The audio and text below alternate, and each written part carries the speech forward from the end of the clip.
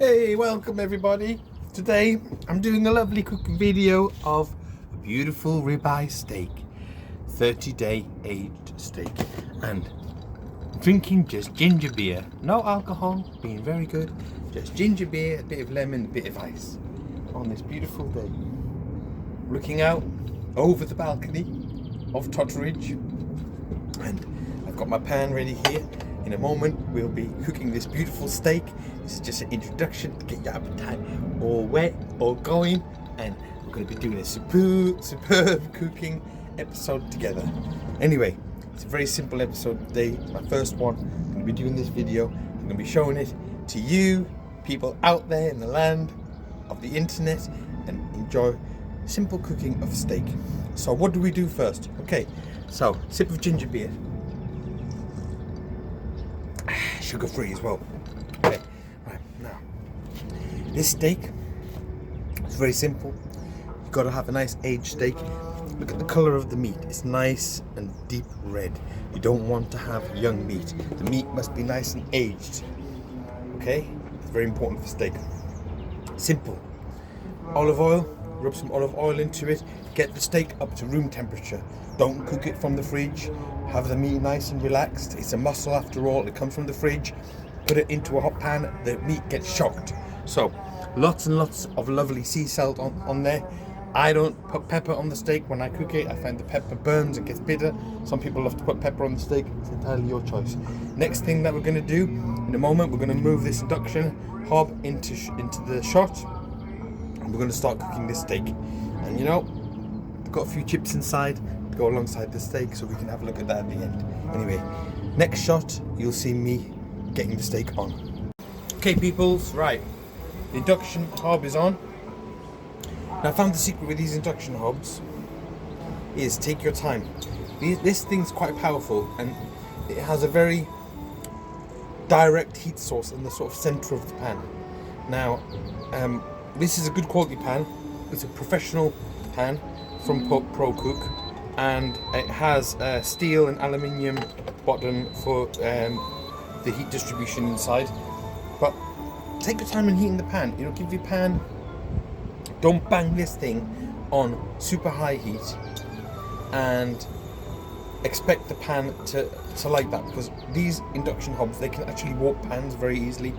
I've seen it happen. It's happened to me on a number of pans. You put this thing on high heat, you just think you can whack it up like you would normally on a gas burner, and the pan just can't take that sort of heat. So what you need to do is you need to get this pan on a low setting. I've got it at a setting here, I think, which is about out of level 12 levels, level 4, and you can feel the pan heating up nicely. It's doing a great job of heating it up, and I'm going to get the pan heated.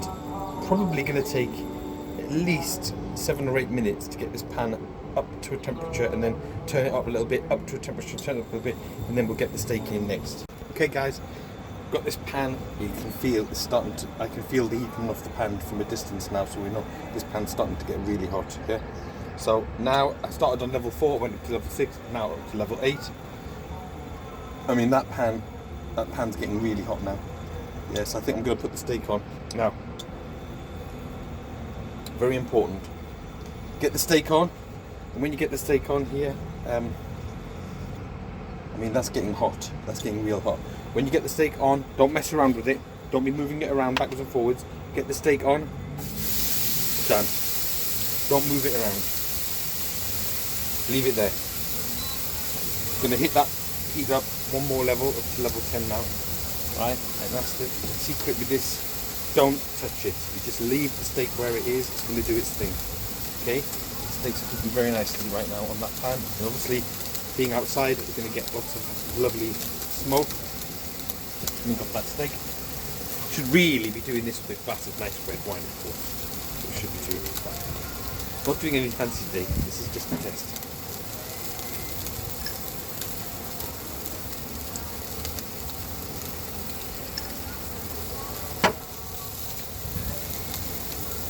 Now, I sort of preheated the pan on level 8, but I banged it up to level 10 as soon as I put the steak in to give the pan that little bit of extra heat. And I think it's doing quite nicely out here. And you can see the steak. You know, the ribeye, it has this fat contained within the meat. You really want to get that fat, you know, you want to get it melting, you want to get that fat melting. You know, I'm actually banging this up to level 12 now on the induction hob here now. So we've got this thing now, the heat, now the steak's in the pan. I'm not shocking the pan too much, it's just the idea behind it. We've got some great smoke coming off this, you can probably see there. And the lovely thing about cooking out here, obviously the smoke's just going off into space. It's not bothering anybody. I've got to be careful, that's not the best setup here. So we've got to trap the wire in the door, but that's doing lovely, that is. Just leave that and let it do its thing. 12 is max. You can see that ribeye steak is just doing really nice over there. Lovely. I can feel that fat melting away. Beautiful.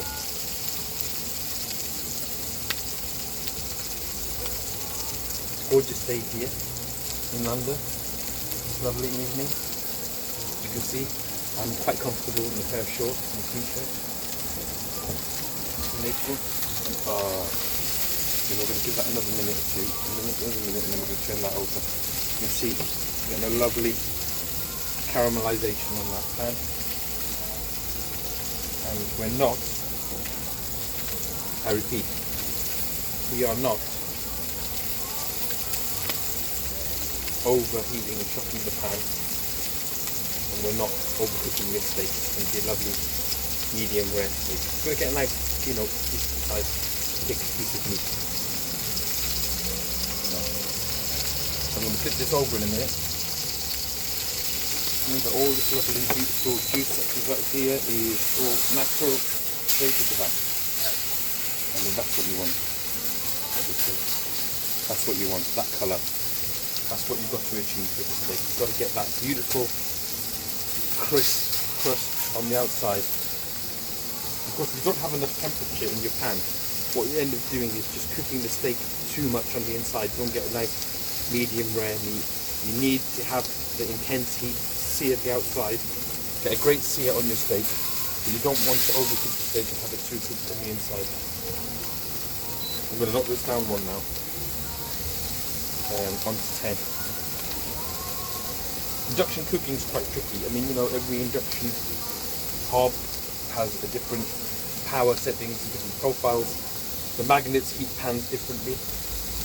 You know, you've got to be careful on the type of pan that you use, that you're cooking on. They all, you know, affect differently. Cast iron, I find, or carbon steel pans, they are challenging to use on induction hobs because they actually don't conduct heat that well, and they tend to end up with kind of real hot pots in the middle and cool down the outside. But as you can see there, I've managed to achieve a nice, with this pan here, I've managed to achieve a nice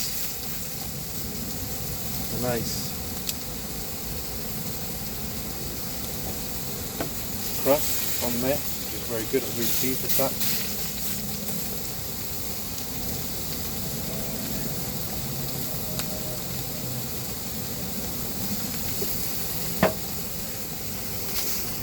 Look at that steak, beautiful. The beating of the induction hob, when you take the pan away, obviously the magnetic field doesn't detect the pan there in the hob, and then it starts to complain. Now, you could put some butter and thyme or rosemary in the pan. I don't have anything like that because I wasn't prepared for this. So what I'm going to do is just give that another little turn over there,